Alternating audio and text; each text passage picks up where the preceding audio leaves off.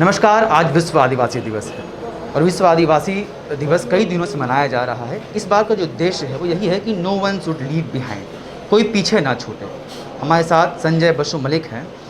जब हम झारखंड में वनाधिकार कानून की बात करते हैं तो संजय बसु मलिक का नाम पहले पंक्तियों में से आता है। प्रणेता रहे हैं और जंगल बचाओ आंदोलन को इन्होंने नेतृत्व भी किया, जिसका एक परिणाम के रूप में हम वनाधिकार कानून को देखते हैं।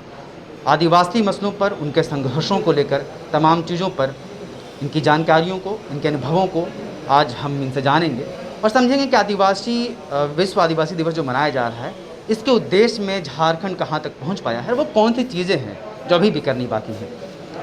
सर, आप लगातार झारखंड में आदिवासियों के मुद्दों को लेकर प्रखर रहे हैं और 2006 में जो वनाधिकार कानून, ये तमाम चीज़ों को लेकर आपके पकड़ रही हैं। सर, 21 साल झारखंड गठन के हो गए, लेकिन क्या लगता है आदिवासियों की स्थिति उस तरह से नहीं, अभी आप ही कुछ कह रहे थे अपने वक्तव्य में कि वहाँ वो नहीं पहुँच पाए, कुछ समाज आगे हो गए और ये जिम्मेवारी सबकी थी कि सबको एक साथ लेकर चलने की, वो पूरी नहीं पाई। सर, क्या वजह रही इसकी? देखिए, कोई विषय पर सहमति हो जाना और कानूनी रूप से उसकी स्वीकृति मिल जाना ही काफ़ी नहीं होती है। ये दिल की बात है, कोई पीछे छूट न जाए, जो इस साल का आदिवासी दिवस का मुख्य नारा है। ये दिल की बात है। वहाँ सोशल कॉन्ट्रैक्ट की बात कह गई है। सामाजिक रूप से आप और हम अगर एक मत हो जाते हैं कि नहीं, चलना है तो एक ही साथ चलना पड़ेगा, तरक्की करना है तो एक साथ करना पड़ेगा, ये केवल कानून की बात नहीं है, ये केवल पेपर में घोषणा की बात नहीं है, ये बात दिल की है। दुर्भाग्य की बात हमारे देश में ये आज भी है कि अभी शायद हमारे जो देश के अगुआ लोग हैं, वो कई एक क्षेत्र में, केवल राजनीति नहीं, कई एक क्षेत्र में लोग आज भी शायद दिल से इस बात को स्वीकार नहीं कर पाए हैं कि आदिवासी को भी हमारे साथ एक साथ लेके चलना है। हम अकेले चलने में विश्वास करते हैं, तो जो जहां अवसर मिल रहा है हम अकेले बढ़ जा रहे हैं आगे। जो समाज ताकतवर है, जो समाज के पास आर्थिक बल है, वो आगे बढ़ जा रहे हैं। बाकी समाज पीछे छूट गया कि क्या हुआ, इसमें उनकी चिंता नहीं है।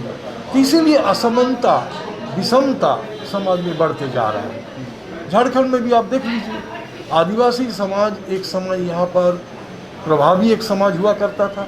आज 21 साल बाद जब मैं पीछे मुड़ के देखता हूँ कि हमने क्या पाया, तो हम देखते हैं आदिवासी समाज को जो चीज़ उनकी अधिकार की बात थी, जो चीज़ का सपना उनको दिखाया गया था कि अलग राज्य बनेगा तो आपके लिए ये होगा, वो होगा, उसमें वो हो नहीं पाया।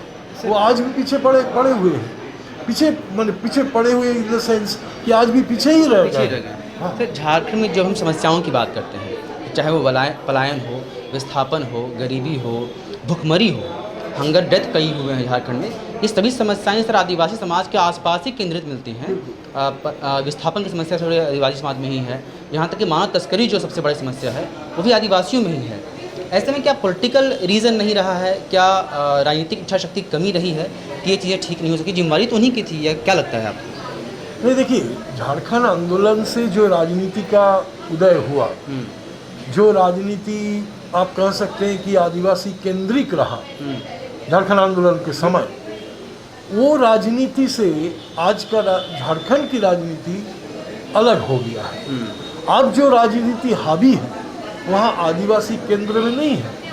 ये जिन लोग इस राजनीति को अभी हावी कर दिया है, हाँ, भले आप देखेंगे आदिवासी चेहरा दिखाई देगा, मुख्यमंत्री आदिवासी है, हाँ, एक समय तो कुछ दिन पहले तक हमारे गवर्नर भी आदिवासी थे, उससे कोई फर्क नहीं पड़ता है। शासक जो बनते हैं, हाँ, शासनकर्ता जो है, वो सामने कुछ रहते हैं, पीछे कुछ रहते हैं, शासन पीछे से भी होता है। तो ताकतवर जो समुदाय, झारखंड में जो ताकतवर समुदाय है, ये ताकतवर लोग हैं, वो आदिवासी को आप केंद्र में रख के नहीं सोच रहे हैं, तो इसका परिणाम ये हो रहा है आदिवासी छूट गए। तो फिर सोल्यूशन क्या है? अगर आपने चूँकि एक लंबा संघर्ष देखा, 21 सालों में जो चीज़ नहीं हो पाया है, ऐसी क्या चीज़ें हो झारखंड में जो आदिवासियों को उनका अधिकार, उनका जो देखिए मूल बात ये है कि डेमोक्रेसी में डेमो की बात है, डेमोक्रेसी, डिमोस मतलब जनता, Public, जी। जनता, तो जनता के हाथ में ताकत आना चाहिए ना, तब ना सब लोग आगे बढ़ेगा। अगर कुछ लोग मुट्ठी भर आदमी अपना पॉकेट में ताकत को रख लेगा तो समाज तो सब लोग आगे नहीं बढ़ पाएगा। इसीलिए आज जो आप लोग सुने होंगे जो नारा हम लोगों ने लगाया कि ताकत गांव सभा से आना चाहिए। अभी सुरेश महतो भी यही चीज़ बोले, आज के जो अध्यक्ष ने भी यही आज वार्ता दिया कि हमको गांव सभा को मजबूत करना पड़ेगा। गांव सभा ताकतवर होगी तो समाज एक साथ आगे बढ़ेगा, क्योंकि गांव में हर प्रकार के लोग हैं। लेकिन झारखंड नामधारी पार्टी के मुख्यमंत्री जो खुद ट्राइबल है वो ग्राम सभाओं को ताकत देने के पक्ष में नजर नहीं आ रहे, इसलिए क्योंकि पेशा कानून पर उनकी भी कोई बातचीत नहीं है। ऐसे में संभव क्या है फिर? देखिए ये तो उनकी बात है, मैं कुछ नहीं कह सकता हूँ। प्रतिबद्धता होना चाहिए कि आप आदिवासी हैं बोल के नहीं, आप कोई भी मुख्यमंत्री बने, हाँ उनको ये प्रतिबद्धता होना चाहिए कि गांव सभा को मजबूत किया जाए। पावर सेंटर गांव सभा होना चाहिए, ना कि मुट्ठी भर ब्यूरोक्रेसी या मुट्ठी भर राजनेता के पास। जी, आखिरी सवाल सर, जब भी आदिवासियों के विकास की बातचीत होती है, एक बात में सामने आती है कि मुख्य धारा में जोड़ने के चक्कर में उनकी जो अपनी संस्कृति, अपना जो कल्चर है वो छूट जाएगा, और ये बहुत आड़े आती है। इसमें आपका स्टैंड क्या विकास की अवधारणा हो जो आदिवासियों को मुख्य धारा में भी ले आएँ, उनके कल्चर को वो छोड़ने को मजबूर भी ना किया जाए? देखिए ये अभी जो विकास का अवधारणा है उससे तो ये पीछे छूटी जाएंगे। अब इस अवधारणा में आदिवासी सामने नहीं आ पाएगा। अवधारणा में परिवर्तन लाना, वो परिवर्तन ही होगा कि गांव ताकत खड़ा होगा, सब लोग सामने आएंगे, तब ये परिवर्तन होगा। ठीक। हमारे साथ संजय बसु मलिक थे। विश्व आदिवासी दिवस के उपलक्ष्य पर आदिवासी मुद्दों के समक्ष तमाम चीज़ों पर अपनी बात रखे। उन्होंने साफ तौर पर कहा कि आदिवासियों के हित के लिए राजनीतिक इच्छा शक्ति की ज़रूरी है ही, साथ ही यह ध्यान देना चाहिए कि किस तरह से ग्राम सभाओं को अधिकार मिल सके, जिसके बाद उनके विकास का रास्ता प्रशस्त हो सके।